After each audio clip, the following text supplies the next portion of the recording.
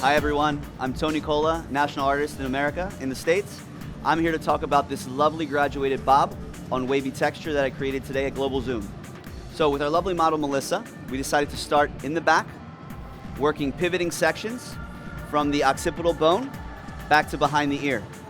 We would pivot from center, then we'd slightly over direct first section, second section to the first, third to the second, fourth to the third, and mirroring the same thing on the other side. After that is complete, we decided then to take slightly diagonal sections and mirror our guide that is created underneath, and we work ourselves up to the crown. But also by working up to the crown, we work into a line technique. So we're taking graduation, slowly building weight to sit right about the occipital bone, and then slowly working into a line where everything is cut to the same point, which most call a one length. Call this a line because all points meet. It is not all just one length. After completing the underneath, we diffuse the hair. We used the Glamour Whip, Varis diffuser with a Varis blow dryer. We worked until it was completely dry.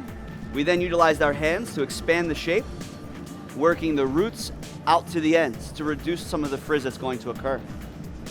After the sides and back were completed, we decided to work to the top, slightly diagonal sections, and working with the triangular cutting line, working from shorter to longer to the outside or left side of the head.